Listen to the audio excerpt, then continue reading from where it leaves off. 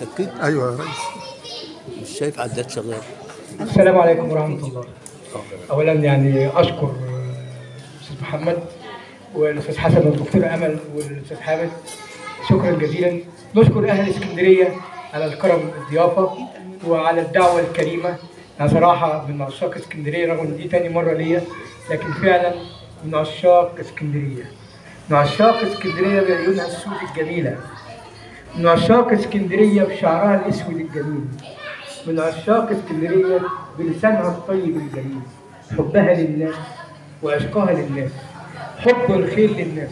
هم دول أهل اسكندرية اللي احنا بنحبهم. احنا جايين النهارده في ذكرى عطرة، وهي ذكرى ميلاد النبي الكريم صلى الله عليه وسلم.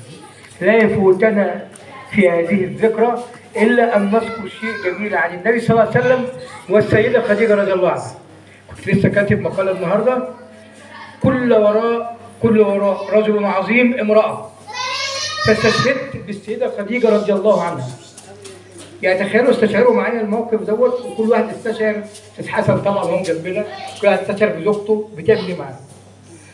النبي صلى الله عليه وسلم لما اتزوج السيدة خديجة لم يكن هذا الزواج من نفسه كده، أنا بعتبره دوت زواج ربنا سبحانه وتعالى هو اللي وفق النبي فيه. ليه؟ حمل الدعوة الإسلامية اللي هتنزل على النبي ثقيل جدا. طيب لازم اللي تقف تسنده ست عظيمة، ست حكيمة، ست راجعة العقل، ست عندها مال، ست يكون قلبها طيب ورهيف تسند النبي صلى الله عليه وسلم، مش تزجره وانت مالك خليك في حالك. لا، قالت له يا رسول الله، يعني بتقول له يا محمد، يا محمد صلى الله عليه وسلم، يعني الرسالة نزلت عليك وأنت رجل لأهلها يا محمد صلى الله عليه وسلم. فالسيدة خديجة عنته بالمال والحكمة والعقل، ما كانتش بتسيبه أبدا. حتى بالنسبة للوحي النبي صلى الله عليه وسلم جه خايف.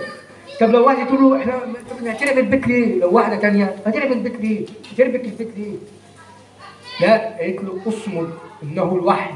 راحت لابن عمها سيدنا ورقة بن نوفل فقال لها انه الناموس الاكبر، انه فعلا الوحي. هي اللي كانت سبب رئيسي في نجاح الدعوة الإسلامية ونجاح النبي صلى الله عليه وسلم، كانت السيدة خديجة. إذا وراء كل رجل عظيم إيه؟ امرأة فعلا. وبنقول بردك إيه؟ كلمة ثانية، أنا عارف إن الرجالة اللي جنب محمد ده مؤاخذة يعني، بردك كانت هي مقالة قبلها بقول إيه؟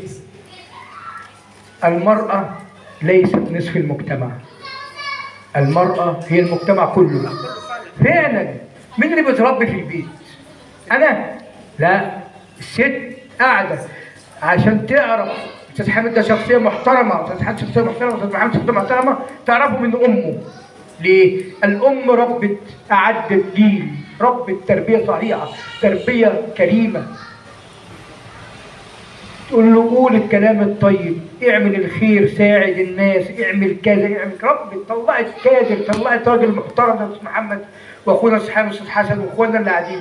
طلعت حاجة شخصية محترمة. عشان كده بنقول للمرأة فعلا ليست نصف المجتمع، ولكن المرأة هي المجتمع كله. أشكركم جزيلا. كان معكم الدكتور مجدي الناظر، جريد بوابة عاجل مصر ورد صوت الدكتور. تحياتي للدكتور مجدي الناظر.